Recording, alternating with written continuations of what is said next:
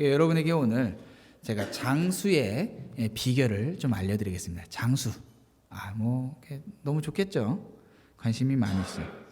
장수하기 위해서는 탄수화물을 적당히 먹고 채소와 과일, 통곡 위주로 식사하고 건강한 체중을 유지하면서 운동을 하면 됩니다.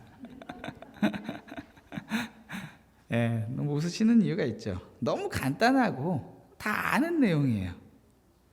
근데 문제는 뭐냐면은 간단하다고 해서 그것을 하는 게 쉽지는 않다라는 거죠. 다 알죠? 탄수화물 많이 먹는 거 안 좋아하는데 맛있는 건 뭐예요? 항상 탄수화물이에요. 면이 맛있고 흰쌀밥이 맛있잖아요. 먹으면 안 된다고 하는데 자꾸 탄수화물뿐 아니라 탄산 음료까지도 마셔가면서 몸을 헤쳐갑니다. 저는 아침부터 밥이 땡겨요. 그러니까 세 끼를 다 밥으로 먹어야지만 밥을 먹었다 이렇게 좀 포만감이 와요. 마시면 안 된다고 하는데 자꾸 하루에 한 개 정도는 자꾸 이렇게 음료를 마시게 돼요. 우리 하은이가 제가 음료수를 마실 때마다 아빠 뼈 약해져 먹지 마 이렇게 얘기하는데도 자꾸 먹게 돼요. 운동을 해야 되는 걸 아는데 자꾸 운동이 잘 안 돼요. 우리 하은이한테 하은아 아빠한테 바라는 게 뭐야 했더니 운동 좀 했으면 좋겠어. 그러는데 알아요. 아는데 잘 안 돼요. 간단한 게 쉽지는 않아서 이 간단한 규칙을 지키기만 하면은 건강한 몸, 장수할 수 있는 그러한 체질 될 텐데 배가 통통하게 나가고 있다는 것이죠. 문제는 우리 신앙생활에서도 이러한 모습들이 나타난다는 거죠. 간단한 신앙의 원리들이 있는데 그 간단한 신앙의 원리를 알고 사는 것과 그것을 지키면서 사는 것은 다르다라는 거죠. 많은 사람들이 어떻게 살아야 돼라는 것들은 너무 귀에 피가 나도록 들었지만 그렇게 사는 것은 어렵다라고들 말하죠. 우리의 신앙생활은 하나님의 기쁘심과 무관하지 않죠. 하나님을 기쁘시게 하는 것이 성도의 삶이잖아요. 그러니까 우리가 여기 앉아 있을 때는 모두 하나님의 기쁨이 되기 위해서 앉아 있어요. 그런데 그 하나님을 기쁘시게 하는 것을 성경에서는 열매라고 하는데 그 열매 맺는 것이 여러분 쉬워요, 어려워요? 다들 어렵다라고 하는 거예요. 왜 이렇게 주님의 기쁨을 기쁘시게 하는 그런 삶을 살고 싶은 마음이 없는 건 아닌데 한 주간의 삶을 돌아보면은 주님을 기쁘시게 하기보다는 누군가 내 삶을 이렇게 감시 카메라를 설치해 놓고 본다라고 하면은 부끄러울 만큼 두려울 만큼 그러한 한 주간의 삶을 살고 있었다라는 것이죠. 오늘 이 성경의 배경은 본문의 배경은 예수님께서 이제 잡히시는 그날 밤 제자들과 최후의 만찬을 다 마치시고 잠시 후면은 이제 예수님께서 해코지 당할 것들에 대해서 제자들에게 말씀하시고 그리고 제자들에게 너희들이 그런 나를 다 버리고 도망칠 것이다 라고 그렇게 말씀하신 때였어요. 제자들은 하나같이 우리는 주님을 버리지 않겠습니다. 특별히 베드로는 다들 주님 버려도 저는 버릴 수 없습니다. 저를 뭘로 보십니까? 이렇게 말했단 말이죠. 그런 베드로에게 주님은 새벽이 오기 전에 다 굴기 전에 또 3번 나를 부인할 거야 라고 말씀하셨어요. 제자들이 입술로는 주님을 위해서 살 겁니다. 주님을 버릴 수 없습니다. 죽어도 주님입니다. 이렇게 해놨는데 사실 그들은 그런 위기가 정작 닥쳐왔을 때는 얼마든지 주님을 버릴 준비가 되어 있는 상태라는 것이죠. 마음이 불안해지기 시작했죠.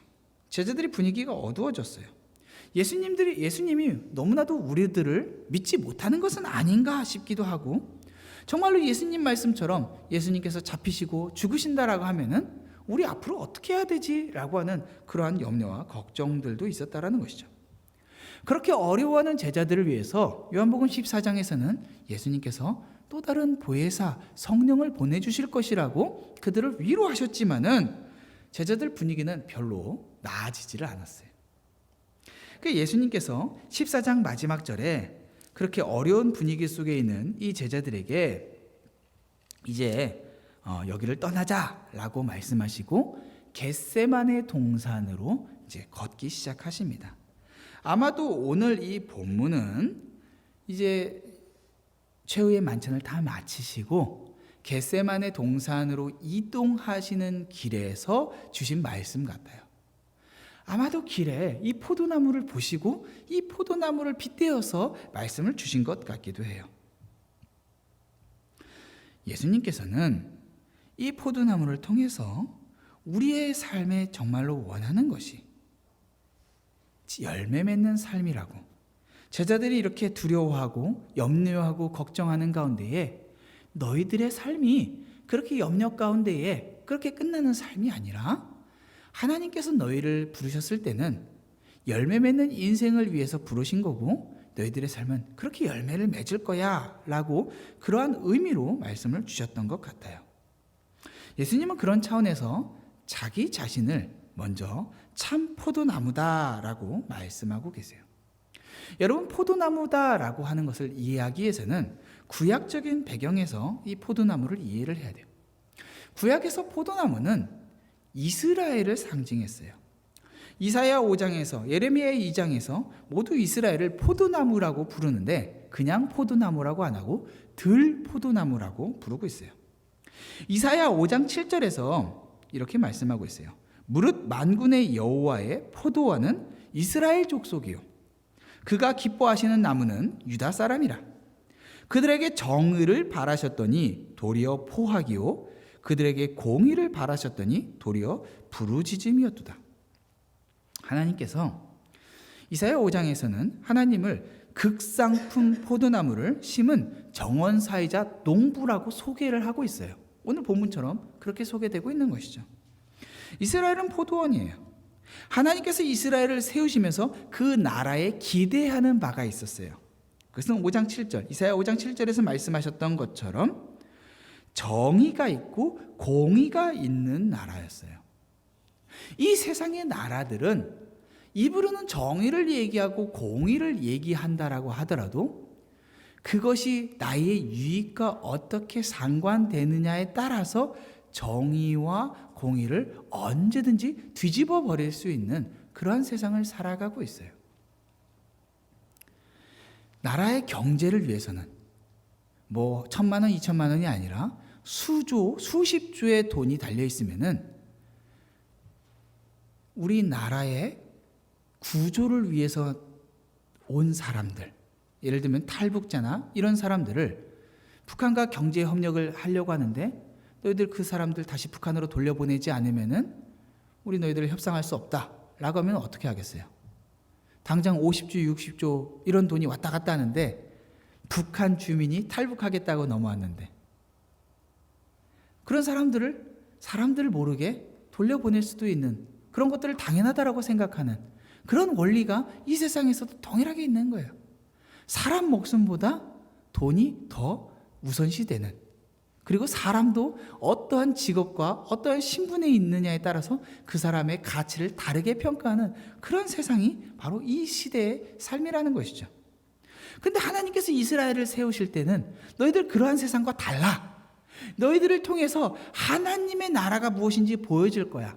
하나님을 믿는 사람들을 통해서 정의와 공의가 살아있는 그런 나라. 약자들은 핍박받고 박해받고 이용당하는 그런 나라가 아니라 그런 자들이 배려받고 그런 자들이 보호받는 그런 나라. 하나님께서 그런 나라를 이스라엘 통해서 세우기 원하셨다라는 거죠. 하나님께서 원하신 열매, 그것은 말 그대로 정의와 공의였어요. 그런데 이스라엘은 우상 숭배에 빠졌어요. 하나님께서 정말 기뻐하시는 것이 아니라 내가 바라는 것, 내가 기뻐하는 것, 이것들을 쫓아가면서 정의와 공의 대신에 무엇을 쫓아요? 바로 포학과 부르짖음이라는 열매를 맺었다라는 거예요. 그래서 그들은 하나님께서 원하시는 좋은 포도 열매가 아니라 들포도를 맺게 됐다라는 거죠. 정의라는 단어는 히브리어로 미시파트, 그리고 포학, 정의 대신에 낳은 그 포학이라는 열매는 포학은 미스파흐예요. 미스파트, 미스파흐. 거의 발음이 흡사하죠. 그들에게 원했던 또 다른 것, 공의, 이것은 체닥한데 부르짖음은 체악하예요. 거의 비슷하죠. 그러니까 언어 유희로 지금 이스라엘에게 하나님께서 원하신 열매를 살짝 바꿔가지고 하나님께서 원하시는 것이 아닌 하나님께서 사실은 미워하고 싫어하는 열매를 맺었던 이스라엘을 이사야가 비난하고 있었다는 것이죠. 그 내용을 예수님께서 지금 말씀하고 계세요. 이스라엘은 하나님께서 원하시는 열매를 맺는데 실패해버렸어요. 변질됐어요. 하나님께 오히려 정죄받아야 되는 그런 모습이었다는 거죠. 그런데 예수님께서 이스라엘, 지리적으로 혈통적으로 묶여진 그 이스라엘이 아니라 이 땅에 참 이스라엘로 오신 예수님을 제자들에게 소개하고 계신 거예요. 내가 바로 참 이스라엘이다. 내가 바로 하나님께서 이 땅 가운데 보여주기 원하시는 참 원형이다 라고 말씀하고 계시는 거예요. 그러한 예수님, 그러한 참 이스라엘에게 붙어있는 두 종류의 가지가 있다는 것이죠. 하나는 열매를 맺지 않는 가지고 하나는 열매를 맺는 가지예요. 여러분, 분류가 어떻게 되냐면은 열매를 맺느냐와 열매를 맺지 않느냐예요. 열매를 적게 맺느냐, 열매를 많이 맺느냐가 아니라 열매를 맺느냐, 열매를 맺지 않느냐. 열매를 맺지 않았다라는 것은 말 그대로 열매가 하나도 없다라는 뜻이고, 열매를 맺었다라고 하는 것은 열매가 한 개라도 있으면은 열매를 맺는 가지라는 거예요. 그러한 가지는 소망이 있어요. 그래서 열매 맺지 않는 가지는 잘라버려요. 제거해버리겠다라고 2절에 말씀하셨어요. 농부이신 아버지께서 그것을 제거해버려요. 남은 가지들은 열매를 맺는 가지들만 있어요. 그런데 그 가운데는 열매를 조금 맺는 가지도 있을 것이고 열매를 많이 맺는 가지들도 있을 거예요. 그런데 열매를 적게 맺건 열매를 많이 맺건 그 가지들은 제거되지 않고 보존되어 있지만, 보존되어 있다고 끝이 아니라 그 가지에도 뭐가 필요해요? 그 안에 있는 잔가지들을 제거하는 작업들이 필요해요. 왜요? 저는 농사를 지어본 적이 없어요. 해본 것이라고는 어렸을 때 콩나물 심어본 것밖에 없어요. 그리고 우리 하은이가 전에 한번 이렇게 마트에 갔다가 씨앗을 보고 한번 이거 심어보고 싶다 그래갖고 꽃을 사다가 이렇게 심어본 거, 그게 전부예요. 근데 예전에 제가 한국에 있을 때 이렇게 어떻게 하다가 시골에서 사과 농사하고 계시는 목사님과 좀 교류를 할 일이 있었어요. 거기에는 시골에 사과 농장이 아주 커다랗게 있어요. 그 농사를 하시면서 목회를 하시는 분이세요. 근데 보니까 저는 사과 농사를 잘 모르니까 농사를 지을 때 그냥 뭐 거름만 주면 되는 건 줄 알았어요. 근데 보니까 이분이 하시는 게 매일같이 뭐 이게 전정가이라고 하죠. 그걸 들고 다니면서 계속 가지를 치는 거예요. 왜 그거 가지 칩니까? 아깝게 나무를 갖다가 이렇게 더 많이, 가지가 더 많이 있으면은 열매를 더 많이 맺을 텐데 왜 그거 가지 칩니까? 라고 했더니 하시는 말씀이, 요걸 가지를 쳐야지 나머지 열매를 맺을 수 있는 가지들한테서 더 열매가 많이 나온다라는 거예요.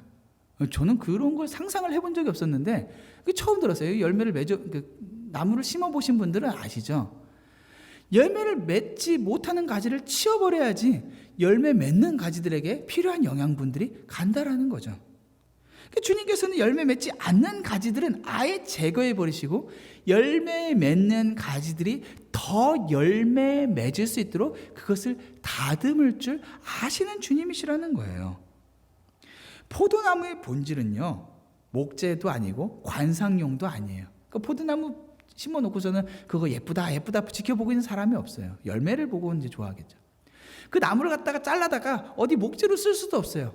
포도나무는 오로지 열매를 맺기 위해서 심는 나무예요. 포도주는 이스라엘은 이 포도를 따다가 뭐래요? 포도주를 담궈요. 포도주는 잔치를 위해서 필요한 것이고 기쁨이 있는 나라를 위해서 필요한 거예요. 이것이 이스라엘을 하나님께서 세우신 목적이에요. 이스라엘을 통해서 하나님께서 이 땅 가운데 참된 기쁨과 만족을 누리게끔 하신다라는 것이죠. 요한복음 2장에서는 그래서 예수님께서 포도주를 가지고 그 잔치의 연회가 이어질 수 있도록 하셨다라는 거예요. 그런데 열매를 맺지 못하면은 그 나무 목재를 쓸 수가 있어요. 관상용으로 쓸 수 아무 필요가 없는 거예요. 그래서 제거해버릴 수밖에 없는 거예요. 정말 중요한 것은 열매를 맺느냐 맺지 않느냐예요. 그러면 열매 맺지 않는 가지는 도대체 뭐냐라는 것이죠. 사실 이 열매 맺지 않는 가지를 보려면은 바로 그 배경을 생각해 봐야 돼요. 방금 전까지 그들과 함께 있었지만 어느 순간 그들에게서 방금 전 떨어져 나간 누구예요? 가룟 유다. 주의 만찬을 함께 나눌 때도 그들과 함께 있었지만 그가 예수님을 팔아버리기 위해서 떠나버렸어요. 왜 그가 그렇게 했을까요? 사실 예수님과 함께 동거동락하면서 그의 마음 가운데에 예수님을 따르고자 하는 마음도 있었고 예수님을 통해서 무언가 바라보고 싶었던 이스라엘의 열매들도 있었다라는 것이죠. 그런데 그가 예수님을 부인하게 된 결정적인 계기가 있었어요. 그게 뭐예요? 예수님께서 제자들에게 십자가를 얘기하셨다라는 것이죠. 제자들은 예수님의 십자가 이야기를 듣는 동안 충격을 받았어요. 베드로가 뭐였어요? 주여 그리하지 마옵소서라고 했어요. 십자가 이야기를 듣는 순간 다른 건 다 받아들일 수 있지만 그것만은 피했으면 좋겠다라고 생각을 했어요. 수많은 기회가 가룟 유다에게 주어졌지만 그는 열매 맺지 않는 자라는 것을 자신의 삶으로 증명했고 십자가의 앞에서 결국 그는 떨어져 나갈 수밖에 없다라는 것을 드러내고야 말았어요. 그는 스스로 떠난 것처럼 생각되지만 사실은 2절에서 하나님께서 그러한 가지를 제거해 버리신 것처럼 그는 십자가를 통해서 걸러지고 제거된 가지였다라는 것이에요. 가룟 유다나 이스라엘의 실패는 모두 다 노력이 부족했다라고 보여지지는 않아요. 노력의 부족이라고 한다면은 그들이 그토록 열심히 그 앞에 있었던 것, 또 이스라엘의 율법을 그토록 지키고자 했던 그 수많은 바리새인들, 서기관들, 그들에게 노력이 없었다라고 말하기에는 너무나도 부당한 것이죠. 예수님과 3년을 넘게 지내면서 동거동락했던 가룟 유다에게 노력이 부족했다라고 말하기에는 어렵다라는 것이죠. 만약에 노력이 부족이라고 한다면은 열매가 최소한 한 개는 있어야지 노력을 못해서 2개, 3개가 없는 거야 라고 말할 수 있는 거 아니겠어요? 그런데 한 개도 없어요. 무슨 말이에요? 열매를 맺을 수 없는 가지가 있었다라는 거예요. 가룟 유다가 예수님을 쫓아다녔지만 예수님의 참 제자가 아니었어요. 이것은 궁극적으로 불신자였다라는 것을 말하고 있는 거예요. 그는 신자였다가 불신자가 된 것이 아니라 처음부터 불신자였지만 예수님과 함께 다녔던 그러한 모습을 보였던 것뿐이었던 것이죠. 그런 자들은 아버지께서 쳐내야지만 진짜 가지들, 열매 맺을 수 있는 가지들이 살아남고 더 많은 열매를 맺게 돼요.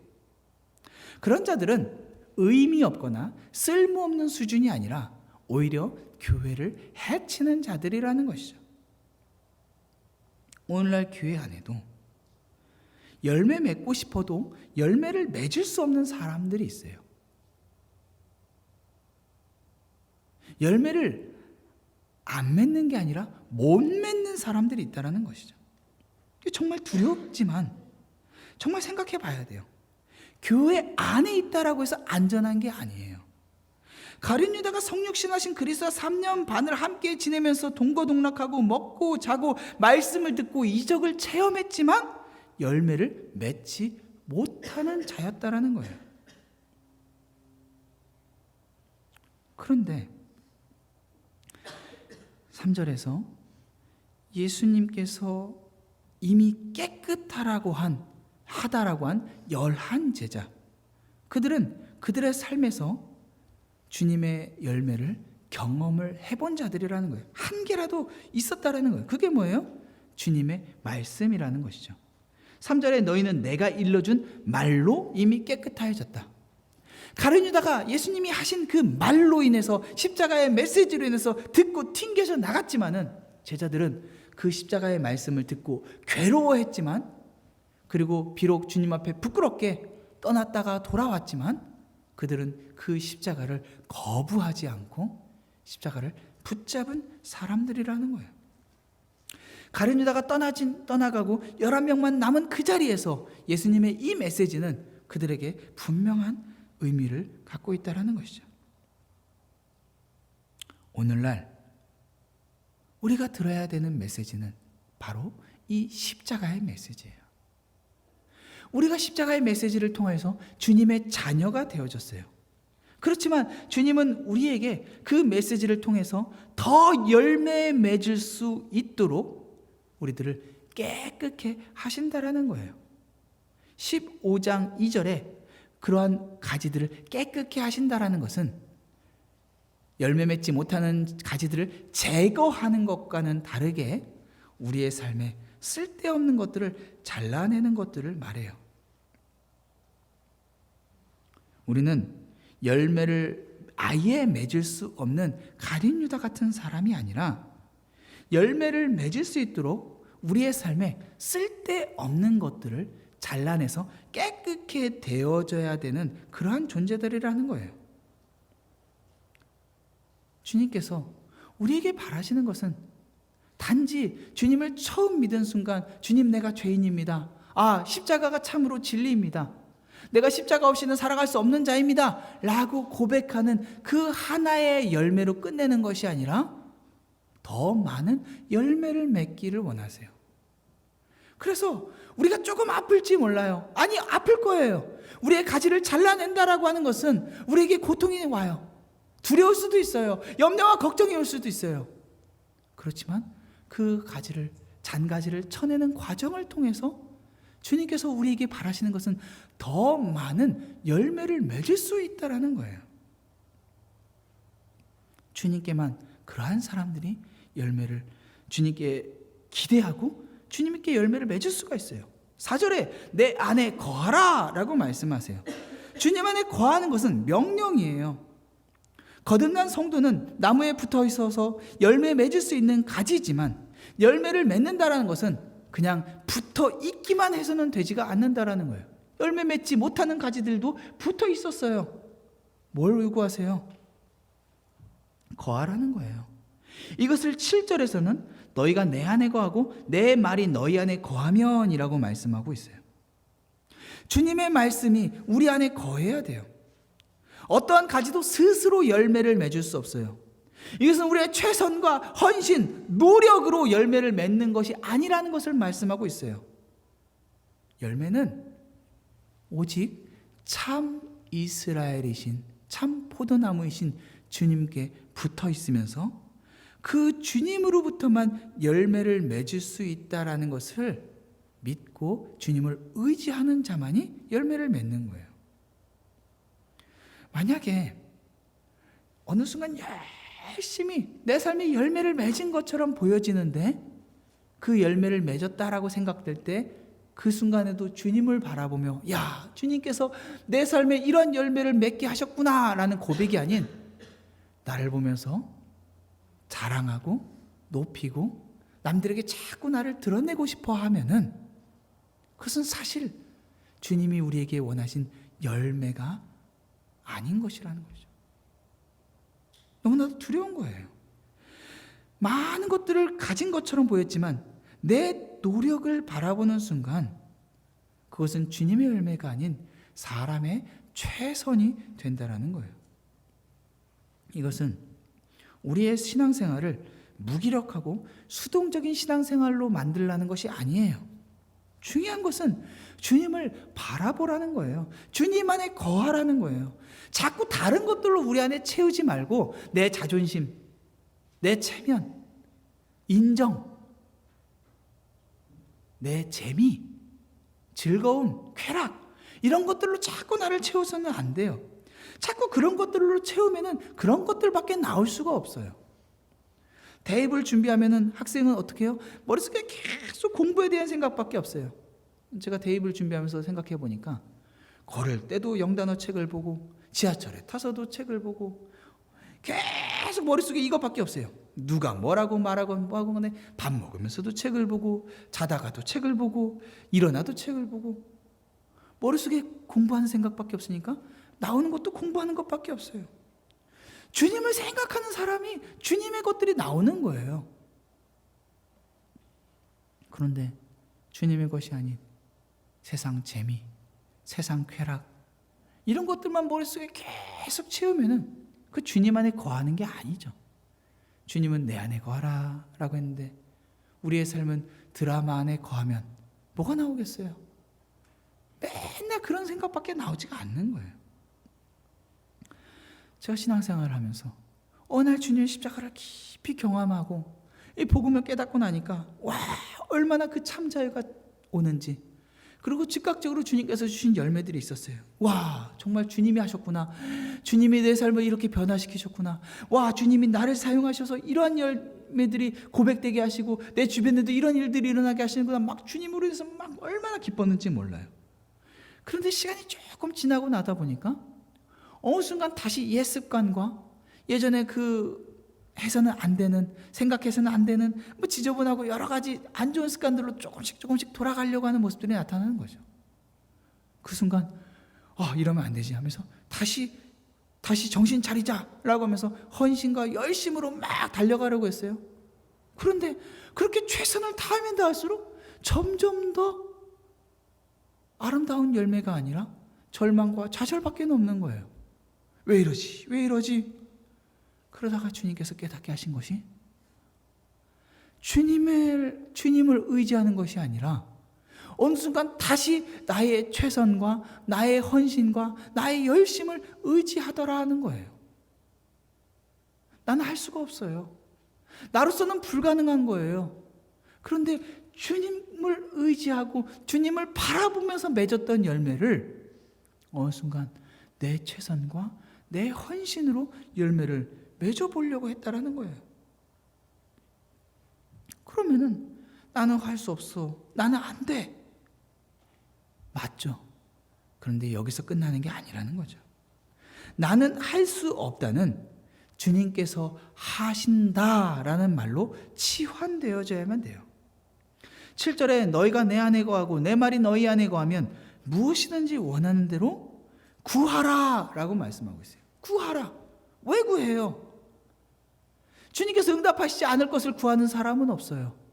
구할 것은 응답하시기 때문에 구하는 거예요. 내가 할 수 있는 것들을 구하는 사람도 없어요. 내가 할 수 없는 것을 주님께서 응답으로 주실 수 있기 때문에 구하는 거예요. 오늘 우리가 주님께 구하면 주님께서 우리를 통해서 그 열매를 맺게 하세요. 주님 안에 거한다는 것은 날마다 주님의 말씀을 묵상하면서 그 뜻이 내 삶에 이루어지기를 날마다 소원하면서 살아가는 거예요. 여러분 구하고 계십니까? 내가 할 수 있다라고 생각하는 사람은 안 구해요. 주님이 응답하실 거라고 믿지 않는 사람도 구하지 않아요. 그러나 나는 할 수 없고 주님께서 하실 수 있기에 주님께서 나에게 바라시고 반드시 주님께서 그러한 열매를 주실 것이기에 그것을 믿는 사람들은 구하고 그리하면 이루리라. 그 열매를 우리의 삶에서 맛보게 된다라는 거예요. 저는 장거리 운전을 하면은 졸리기도 하고 피곤하기도 하니까 자꾸 아내에게 말을 걸어요. 어제는 우리 예린이 졸업식을 마치고 밤에 좀 늦게 집에 오다 보니까 좀 졸리기도 하고 피곤하기도 해서 자꾸 아내에게 말을 걸었어요. 아내는 제가 말을 안 걸면은 자면서 오면 되지만은 제가 이제 못 자게 하는 것이죠. 그게 이제 약간 이제 그냥 안 자려면은 약간 아내를 이렇게 놀리면서 와야지 저가 더 재밌고 잠이 더 깰 수 있죠.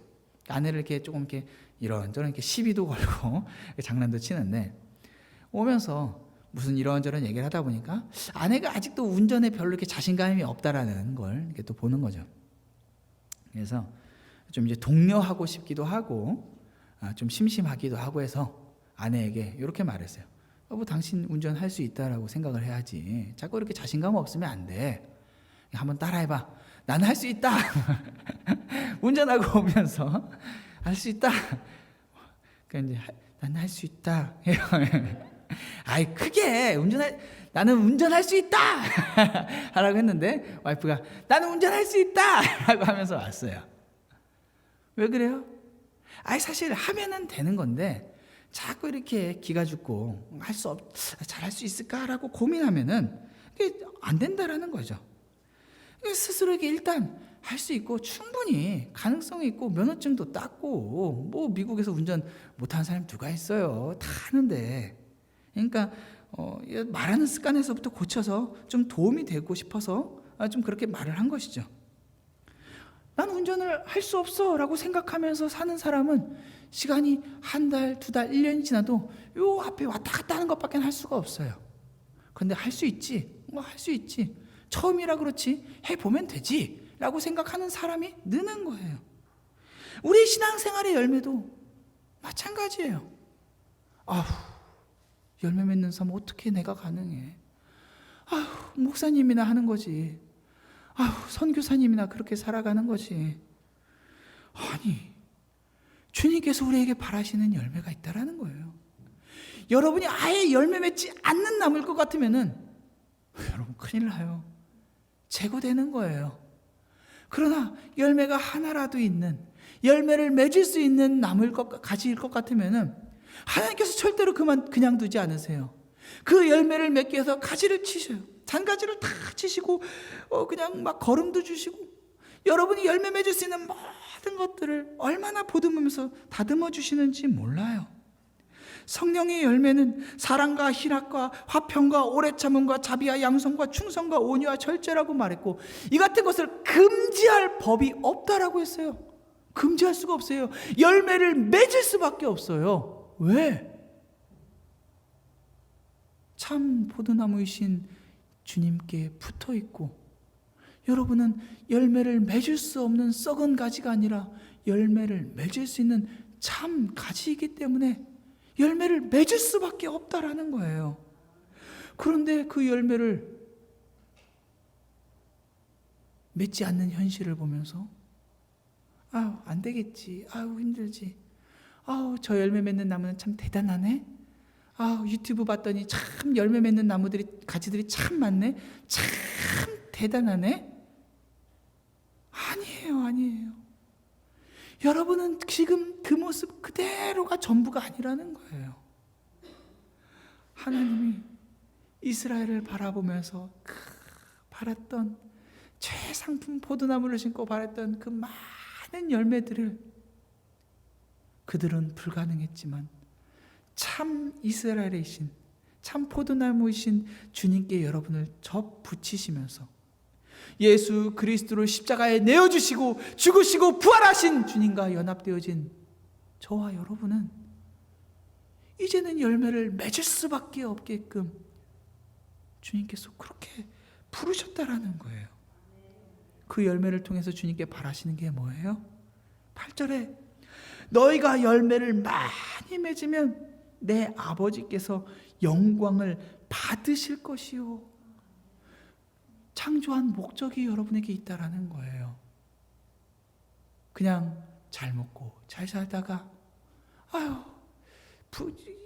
저 사람은 삶의 염려도 하나도 없고 걱정도 없고 참 좋겠다. 좋겠죠. 그런데 그게 뭐? 주님의 영광은 그런 걸로 받지 않아요. 염려와 걱정 없는 삶이 주님께서 영광 받으시는 삶이 아니에요. 주님께서 받으시고자 하는 열매, 이스라엘을 통해서 받고자 했던 정의와 공의, 그리스도에게 접붙여짐으로써 받고 원하시는 사랑과 희랑과 화평과 오래 참음, 이러한 성령의 열매들, 이러한 열매 없이 어떠한 것도 주님의 영광을 구할 수 있는 것이 없다라는 거예요. 그런 영광을 주님께서 받으시면 어떻게 돼요? 너희는 내 제자가 되리라. 이것은 제자 아닌 사람을 제자로 만든다는 뜻이 아니에요. 이것은 제자인 사람이 제자임을 드러낸다라는 뜻이에요. 이러한 열매를 통해서 많은 사람들이 야, 저 사람 참 제자다. 야, 저 사람 참 그리스도인이다. 그걸 통해서 뭘 보여줘요? 저 사람 참 대단해가 아니에요. 야, 저 나무 참 좋은 나무다. 야, 하나님 참 좋으신 분이시다. 나는 하나님을 믿지 않는 사람이지만 하나님이 어떤 분이신지 저 사람을 통해서 알겠다라고 하는 그러한 하나님의 영광을 우리의 삶을 통해서 받기 원하신다라는 거예요. 장수하기 위해서 운동해야 된다는 걸 알고 먹지 말아야 될 것을 먹지 않아야 되는 걸 알지만은 왜 그렇게 안 해요? 삶에 참 와닿지가 않아서 그래요. 그러다가 덜컥 병에 걸리면은 어떻게 해야 돼요? 그때부터 음식 조절 막 하면서 살려고 막 운동을 해요. 그러나 이미 늦었어요. 어떻게 해서든지 버틸 수는 있지만은 그 전에 했으면 좋았을 그것을 이미 많이 놓쳐버린 상태가 되고 마는 거예요. 열매도 마찬가지예요. 우리가 주님 앞에 간 다음에는 늦어요. 오늘 우리의 삶을 통해서 주님께서 열매 받기 원하실 때, 그것을 깨달아 알았을 때, 그때 주님 앞에 주님을 말씀을 묻고 그 말씀 안에 거하면서 주님께 순종하는 삶을 통해서 열매를 맺어야지 더 많은 열매, 주님께서 우리에게 허락하신 그 시간 동안 더 많은 열매를 맺을 수가 있다라는 거예요. 이미 주님께서 우리를 깨끗하게 하셨어요. 십자가를 통해서 십자가를 받아들이지 않는 저들과는 분리되어진 십자가를 받아들인 여러분을 주님께서 이미 깨끗하다라고 말씀하고 계세요. 이제 우리에게 필요한 것은 주님의 말씀을 구하고 우리의 삶에서 주님의 뜻이 이루어지기를, 열매 맺기를 구하기만 하면 되는 거예요. 그러면 열매 없을래야 없을 수 없다라는 거죠. 열매 맺지 않고 있는 성도의 삶은 열매를 맺는 것이 어렵고 열매를 맺을 수 없는 능력의 부재의 문제가 아니라 사실은 그 단순한 진리를 삶으로 실천하지 않고 있는, 열매를 못 맺는 게 아니라 어찌 보면 열매를 안 맺는 그러한 부끄러운 삶을 사는 것이라는 것이죠. 오늘 이 말씀을 묵상하면서 주님께서 우리에게 받기 원하시는 그 열매를 우리의 마음 가운데도 동일하게 사모함으로써 주님께서 우리의 삶을 통하여 영광 받으시고 기뻐하시는 많은 열매 맺는 여러분 되시기를 주님의 이름으로 축원합니다.